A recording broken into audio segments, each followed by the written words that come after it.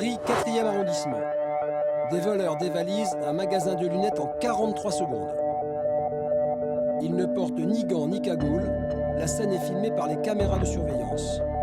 En 43 secondes, ils volent 400 paires de lunettes de marque, du travail de professionnels. Le lendemain matin, au commissariat du 2e arrondissement, la police scientifique est informée du casse. Police technique, bonjour. 10 à l'appareil. Oui. Je vous appelle pour un vol d'extraction dans laquelle Depuis 3 ans, les experts de la police scientifique ne se déplacent pas seulement sur les grosses affaires. Leur compétence est aujourd'hui utilisée pour résoudre des cas de petite délinquance. À Paris, ces spécialistes sont au nombre de 80. Jean-Yves Corner est le patron des experts du 2e arrondissement. Il va tenter de retrouver les voleurs qui ont dérobé les 400 paires de lunettes. Bien souvent, ce sont leurs mains qui trahissent les malfrats. On recherche, il y a des traces. Et une trace, c'est partiel, c'est ce qu'on laisse involontairement quand on touche à un objet. C'est toujours un peu plus petit, c'est déformé, c'est écrasé. Et pour découvrir ces traces, l'équipe se rend sur les lieux du cambriolage, dans le quartier du Marais. Bonjour madame. Ils sont accueillis par la gérante du magasin. Pour elle, le préjudice se monte à 160 000 €. Sur ce cambriolage, les policiers ont une aide précieuse, la vidéo de surveillance. Ça peut nous aider parce qu'on va voir tout de suite où les auteurs de l'effraction ont mis les doigts. Donc on va essayer de cibler au plus près ce qu'ils ont touché, s'il y a des supports qui sont bien exploitables pour nous. Sur les images, on distingue clairement la phase d'approche des cambrioleurs. 2 hommes passent et repassent pour repérer les lieux. Donc ouais, ça fait déjà un quart d'heure qu'ils sont dessus là. Ouais. Ensuite, ils forcent la porte au pied de biche. Le verre explose. Les 3 voleurs s'introduisent dans la boutique. Ensuite, tout va très vite. Mais les enquêteurs relèvent un détail important. Aucun cambrioleur ne porte de gants. On va essayer quand même d'exploiter ça parce qu'il les touche vraiment bien lui. On va exploiter la barre en rentrant à l'envers avec la main gauche, les tiroirs. Les présentoirs, on va jeter un coup d'œil quand même si on peut poudrer ça rapidement. Pour identifier les traces, Jean-Yves Corner utilise une poudre métallique à base de carbone. C'est le carbone qui permet de révéler les empreintes en se fixant sur la graisse et la transpiration des doigts. La barre de la porte va peut-être révéler l'identité des cambrioleurs. Là, ça pourrait être lui. Là, c'est pas mal. Ouais. Ça correspond bien. Ah ouais, ça correspond T'as bien. 4 doigts dans le bon sens. Ça correspond bien. Ouais, ça peut être ça là. En plus, ça a l'air frais. Hein. Ouais. Bon, c'est un peu vers les mains humides. En effet, la vidéo l'atteste, cette trace appartient bien à l'un des voleurs. Jean-Yves fixe ses empreintes sur un papier autocollant. Et là, c'est la déception. Là, on voit bien que les traces sont glissées. Ici, on voit qu'il y a une pression quand même sur la barre. Mais et là, c'est pas suffisamment de lignes pour qu'on puisse exploiter les traces. Ça sera pas bon. C'est insuffisant pour être exploité. Les policiers vérifient à présent les traces sur les présentoirs. Ils auront peut-être plus de chance. Mais là encore, rien d'exploitable. C'est l'échec. Mais Jean-Yves repart déjà sur une autre affaire. On est toujours déçu quand on trouve rien. Mais bon, c'est comme ça fait partie du métier. Bon, là, l'affaire, je l'ai oubliée. J'essaye de me focaliser sur celle qui vient après.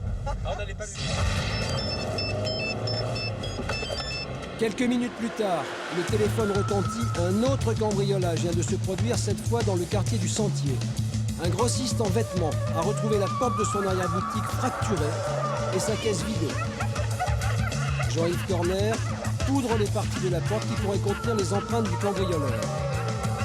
Et juste à côté de la serrure, de nouvelles empreintes, qui pourraient être celles des délinquants, mais aussi celles du propriétaire de la boutique. Ils vérifieront quelques minutes plus tard. En attendant, le commerçant aimerait savoir comment éviter de se faire cambrioler. Comment pour éviter les cambriolages, tout ça quoi. Il n'y a pas grand-chose à faire. Quand ils veulent rentrer, ils rentrent à chaque fois. Vous avez vu, votre porte, elle est bien blindée. Il a quand même réussi à rentrer. Après, il faut essayer d'écourter le plus possible son passage chez vous. Donc il faut mettre une alarme sonore qui fasse du bruit, même si ça dérange aux voisins. C'est pas grave. Il va rester, il va s'occuper de votre caisse et puis il va partir. Les experts de la police scientifique retournent au bureau pour procéder aux analyses. Parfois, ils doivent faire preuve d'imagination pour retrouver les traces du passage des délinquants. C'était un gars qui avait fait un vol effraction dans un appartement. Il était ganté, on avait trouvé des traces de gants. Et puis il a eu un petit creux. Donc il a ouvert un paquet de gâteaux qui appartenait à la victime. Et pour l'ouvrir, comme il avait des gants, il était gêné. Donc il a tiré un gant et il a laissé ses traces sur le paquet de gâteaux. Il a été identifié par sa gourmandise. Retour au bureau, Jean-Yves va analyser les empreintes. Les traces sont grossies dans cette machine. Un épiscope. Pour qu'une empreinte soit une preuve irréfutable, elle doit comporter 12 signes particuliers concordants. Les points particuliers, c'est des lignes qui s'arrêtent, des lignes qui se croisent, des morceaux de lignes, des bifurcations.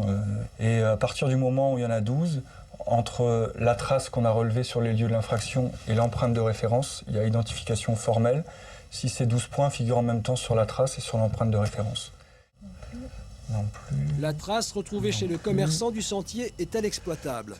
Alors au niveau de la trace qu'on a trouvée sur la porte, il y a bien les 12 points, donc elle est exploitable. Après j'ai comparé avec les doigts de la victime qu'on a relevés sur place. Ça ne correspond pas aux doigts de la victime, donc c'est sûrement le doigt de l'auteur de l'effraction. Donc on espère que ça sera une réponse positive et qu'on puisse l'interpeller et lui mettre le casse sur le dos, quoi. Les empreintes sont maintenant envoyées au FAED, le fichier automatisé des empreintes digitales.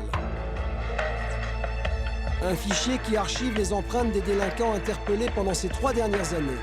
Si le cambrioleur est déjà fiché, il sera facile de le retrouver. 2 jours plus tard, le résultat tombe. Le voleur n'est pas répertorié dans le fichier. Impossible de le retrouver grâce à ses empreintes. Maurice Signolet est commissaire. Il dirige ses experts de la police. Pour lui, les empreintes digitales ont leurs limites. Aujourd'hui, il faut mettre tout l'arsenal de la police scientifique au service de la lutte contre la petite délinquance. On va développer de plus en plus la recherche des traces biologiques, parce que nous disposons du fichier des empreintes digitales, mais nous disposons également maintenant du fichier des empreintes génétiques. Et donc, à terme, dans un avenir très proche, nous allons développer au maximum cette recherche de traces biologiques. C'est-à-dire que sur un cambriolage, on laissera un cheveu, on laissera une salive, on laissera un mégot, on laissera n'importe quoi qui nous permettra de relever ces traces biologiques. Le lendemain matin, Jean-Yves et son équipe repartent sur un vol à main armée dans un institut de bronzage du 10e arrondissement. La gérante s'est fait dérober 2000 €. Avec le couteau, il m'a dit va à la caisse, ouvre la caisse et donne les billets. Et dépêche-toi, dépêche-toi. Et c'est là où il me disait je suis malade, je sors de l'hôpital, donc si tu veux pas qu'il t'arrive quoi, dépêche-toi. Problème pour les policiers, le voleur n'a rien touché, à part le portefeuille de la gérante. Impossible donc de retrouver la moindre trace. Comme les empreintes digitales, c'est de la sueur. Tout ce qu'il y a de naturel, bois, cuir, papier, ça rentre à l'intérieur, on ne peut pas les relever. On vous laisse, madame. Voilà. Bon courage, madame. Bonne journée à vous aussi, merci. Merci, au revoir. Aucune trace, mais Jean-Yves connaît peut-être un autre moyen pour remonter jusqu'au coupable. La même agression a été commise dans d'autres instituts de bronzage. Il se renseigne auprès d'un collègue du service d'investigation transversale. Il y a un employé à l'Océan qui s'est fait fraquer là, sur le 10. La dame qui s'occupe des cabines s'est fait agresser sous la menace d'un couteau. Un mec encapuchonné qui rentre dans la boutique, qui se fait remettre l'argent. C'est intéressant ça. Ouais, je voulais savoir si tu n'avais pas un truc un fait similaire. Si, j'ai eu un fait très récent là, le 12, donc il y a 2 jours. Visiblement avec un mode opératoire similaire. Je te tiens au courant s'il y a quoi que ce soit. Le voleur sera peut-être interpellé grâce à ces recoupements. Le fait d'avoir un fait isolé, l'investigation est beaucoup plus dure. Alors que quand on rapproche les faits les uns les autres, on est susceptible de pouvoir trouver des éléments d'enquête qui peuvent être incomplets sur un fait et complétés par un nouveau fait. Des échanges d'informations qui permettent d'élucider de plus en plus d'affaires liées à la petite délinquance. Mais il reste du travail. En 2000, 20 000 cambriolages avaient été recensés à Paris. En 2008, le chiffre est tombé à 12 000. Si vous êtes victime d'une agression, d'un vol ou d'un cambriolage, un conseil: ne touchez à rien avant l'arrivée de la police scientifique. Ce sont bien souvent les victimes elles-mêmes qui polluent la scène du délit et empêchent la police de trouver les preuves qui permettront d'identifier les coupables.